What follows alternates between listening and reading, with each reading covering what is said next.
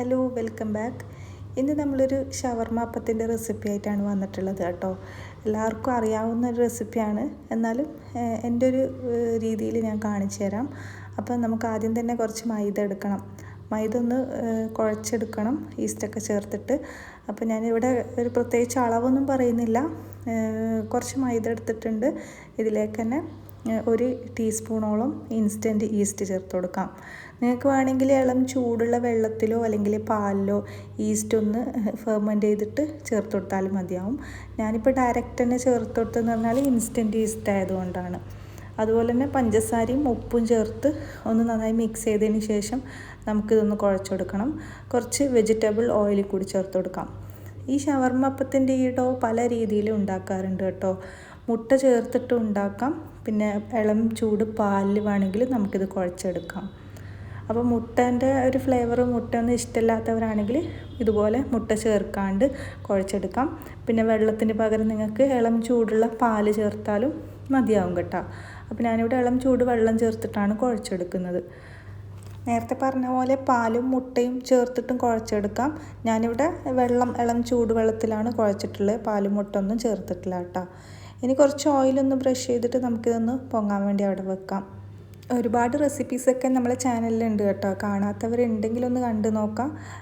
ഈ റമദാനൊക്കെ ഉണ്ടാക്കാൻ പറ്റിയിട്ടുള്ള നല്ലൊരു ഈവനിങ് സ്നാക്സിൻ്റെ റെസിപ്പിയൊക്കെ ഉണ്ട് കേട്ടോ. ഇനി നമുക്കിതിലേക്കുള്ള ഫില്ലിംഗ് ഒന്ന് റെഡിയാക്കി എടുക്കണം. അതിന് വേണ്ടിയിട്ട് ഞാനിവിടെ ചെറുതായി കട്ട് ചെയ്ത് വെച്ചിട്ടുള്ള ക്യാബേജ് എടുത്തിട്ടുണ്ട്. അതുപോലെ തന്നെ ക്യാരറ്റും എടുത്തിട്ടുണ്ട്. പിന്നെ ചെറുതായി കട്ട് ചെയ്തിട്ടുള്ള ക്യാപ്സിക്കനും ചേർത്ത് കൊടുക്കാം. ഞാനിവിടെ ഉള്ളിയും കുക്കുംബറൊന്നും ചേർത്ത് കൊടുക്കുന്നില്ല. അതൊക്കെ വെള്ളം ഇറങ്ങി വരുന്നത് കൊണ്ട് തന്നെ അത് രണ്ടും ഞാൻ സ്കിപ്പ് ചെയ്തിട്ടുണ്ട്. പച്ചമുളകും മല്ലിയിലയും പിന്നെ വേവിച്ച് വെച്ചിട്ടുള്ള ചിക്കന് ഇതുപോലെ ഒന്ന് ഷ്രെഡ് ചെയ്തിട്ട് ഇട്ട് കൊടുക്കാം. അരച്ചെടുക്കേണ്ട ആവശ്യമില്ല. ചിക്കന് ജസ്റ്റ് കൈവച്ച് ഇങ്ങനെ പിച്ചി എടുത്തിട്ട് ഇട്ട് കൊടുത്താലും മതിയാവും. എല്ലാം മിക്സ് ചെയ്തിട്ട് ആവശ്യത്തിനുള്ള ഉപ്പിട്ട് കൊടുക്കാം. അതുപോലെ തന്നെ കുറച്ച് കുരുമുളക് പൊടി വേണമെങ്കിൽ ഇട്ട് കൊടുക്കാം, എരിവൊക്കെ ഇഷ്ടപ്പെടുന്നവരാണെങ്കിൽ. അപ്പോൾ നമ്മളിതിൽ കുട്ടികൾക്കൊക്കെ കൊടുക്കുമ്പോൾ പച്ചമുളക് വേണമെങ്കിൽ സ്കിപ്പ് ചെയ്യാം കേട്ടോ. അപ്പോൾ ഞാൻ ഇതിലേക്കിനി മയോനൈസും കൂടി ചേർത്ത് കൊടുക്കുന്നുണ്ട്. അതുപോലെ തന്നെ കുറച്ച് കെച്ചപ്പും കൂടി ചേർത്ത് മിക്സ് ചെയ്തിട്ട് അവിടെ മാറ്റി വെക്കാം. അപ്പോൾ ഇതാണ് ഷവർമ അപ്പത്തിൻ്റെ ഫില്ലിങ്. ഈ ഒരു രീതിയിലല്ലാണ്ട് നിങ്ങൾക്ക് ചിക്കന് പൊരിച്ചിട്ട് വേണമെങ്കിലും ചേർത്ത് കൊടുക്കാം. അപ്പോൾ ഞാനിവിടെ വേവിച്ചിട്ടാണ് ചേർത്തിട്ടുള്ളത് കേട്ടോ. അങ്ങനെ മസാലയൊക്കെ ഫില്ലിങ് റെഡി ആയിട്ടുണ്ട്. അപ്പോൾ നേരത്തെ കുഴച്ച് വെച്ചിട്ടുള്ള മാവും നന്നായി പൊങ്ങി വന്നിട്ടുണ്ട്. ഇനി നമുക്ക് ഒന്ന് ചെറുതായിട്ടൊന്ന് കുഴച്ചിട്ടൊന്ന് പരത്തി ഒന്ന് കട്ട് ചെയ്തിട്ട് ഫ്രൈ ചെയ്തെടുക്കാം. ഞാനിവിടെ 2-3 പോർഷനായിട്ട് ബോൾസാക്കി എടുത്തിട്ട് ഒന്ന് പരത്തിയിട്ട് കട്ട് ചെയ്യുകയാണ് ചെയ്തിട്ടുള്ളത്.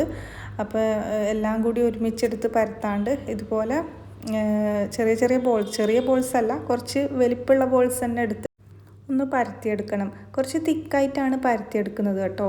അപ്പോൾ ഇതേപോലെ തന്നെ നമുക്ക് 2 ലെയർ വേണം. അപ്പോൾ ഞാൻ ഇതുപോലെ തന്നെ ഒന്നും കൂടി പരത്തി വെച്ചിട്ടുണ്ട് കേട്ടോ. ഇനി നമുക്കിതുപോലെ ഗ്ലാസ് വെച്ചിട്ട് ഒന്നൊരു ഷേപ്പ് ചെയ്ത് കൊടുക്കണം. ഈ റൗണ്ടിൻ്റെ ഉള്ളിലാണ് നമ്മൾ ഫില്ലിങ് വെച്ച് കൊടുക്കുന്നത്.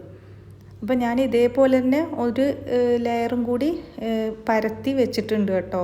നമുക്കിതിൻ്റെ മേലയിൽ കവർ ചെയ്യാൻ വേണ്ടിയിട്ടാണ്. അപ്പോൾ നമ്മൾ നേരത്തെ ഫില്ലിങ് വെച്ച റൗണ്ടിന് കണക്കായിട്ട് ഈ ഒരു മാവ് ഇങ്ങനെ മുഴുവനായി വെച്ച് കൊടുക്കുക. അതിനുശേഷം ഫില്ലിങ് വെച്ചതിനനുസരിച്ചിട്ട് ഒന്ന് കട്ട് ചെയ്ത് കൊടുക്കുക. അപ്പോൾ നമുക്ക് കണ്ടാൽ മനസ്സിലാവും എങ്ങനെയാണ് കട്ട് ചെയ്യേണ്ടത് എന്നുള്ളത്. നമ്മൾ ഫില്ലിങ് വെച്ച ഭാഗത്ത് ഇതുപോലെ ഇങ്ങനെ ബൾജ് ചെയ്ത് നിൽക്കും. അപ്പോൾ ഇതുപോലെ ഒന്ന് കട്ട് ചെയ്തിട്ട് മാറ്റാം. അങ്ങനെ മുഴുവനായും പരത്തി വെച്ചിട്ടുണ്ട്. ഇത് വേണമെങ്കിൽ നിങ്ങൾക്ക് ഒരു 5 മിനിറ്റ് റെസ്റ്റ് ചെയ്തിട്ട് ഫ്രൈ ചെയ്താലും മതിയാവും. അപ്പോൾ ഞാനിത് അന്നേരം തന്നെ ഫ്രൈ ചെയ്യുകയാണ് ചെയ്യുന്നത്. പിന്നെ നമ്മൾ കട്ട് ചെയ്യുന്ന സമയത്ത് ഇതുപോലെ ഫില്ലിങ് ഇതുപോലെ പുറത്തേക്ക് ആയിപ്പോയെങ്കിൽ ജസ്റ്റ് ഒന്ന് പ്രസ് ചെയ്തിട്ട് ഒന്ന് അഡ്ജസ്റ്റ് ചെയ്ത് കൊടുത്താൽ മതിയാവും കേട്ടോ. കണ്ടില്ലേ, ഇതേപോലെ ഉണ്ടാവും. ജസ്റ്റ് മസാല ഫില്ലിങ് പുറത്തേക്ക് വരുവാണെങ്കിൽ ഇതുപോലെ ഒന്ന് പ്രസ് ചെയ്തിട്ടൊന്ന് റെഡിയാക്കി കൊടുത്താൽ മതിയാവും. അപ്പോൾ ഞാനിത് മുഴുവനായും ഇതുപോലെ പരത്തി വെച്ചിട്ടുണ്ട്. ഇനി ഫ്രൈ ചെയ്തെടുക്കാം. അപ്പോൾ ഇങ്ങനത്തെയൊക്കെ ഫ്രൈ ചെയ്യുമ്പോൾ മാക്സിമം നമ്മൾ ഏതെങ്കിലും റിഫൈൻഡ് ഓയിലിൽ ഫ്രൈ ചെയ്യാൻ നോക്കുക. കോക്കനട്ട് ഓയിൽ മാക്സിമം ഒഴിവാക്കുക കേട്ടോ. സ്നാക്സൊക്കെ ഫ്രൈ ചെയ്യുമ്പോൾ എപ്പോഴും ഏതെങ്കിലും റിഫൈൻഡ് ഓയിലാണ് നല്ലത്. റിഫൈൻഡ് ഓയിൽ എന്ന് പറയുമ്പോൾ സൺഫ്ലവർ ഓയിലോ വെജിറ്റബിൾ ഓയിൽ, പാം ഓയിൽ ഏത് വേണമെങ്കിലും നിങ്ങൾക്ക് യൂസ് ചെയ്യാം. അപ്പോൾ നല്ല ടേസ്റ്റിയും ഈസിയുമായിട്ടുള്ള ഷവർമ അപ്പമാണ് ഇന്ന് കാണിച്ചിട്ടുള്ളത്. വീഡിയോ ഇഷ്ടപ്പെട്ടാൽ ലൈക്ക് ചെയ്യാനും ഷെയർ ചെയ്യാനും സബ്സ്ക്രൈബ് ചെയ്യാനും മറക്കരുത് കേട്ടോ. ഒരുപാട് വീഡിയോസൊക്കെ നമ്മൾ അപ്ലോഡ് ആക്കിയിട്ടുണ്ട്. കണ്ടു നോക്കിയിട്ട് ഫീഡ്ബാക്കൊക്കെ അറിയിക്കാം. അപ്പോൾ അടുത്ത വീഡിയോ ആയിട്ട് നമ്മൾ വീണ്ടും വരുന്നതായിരിക്കും. അതുവരേക്കും ബൈ.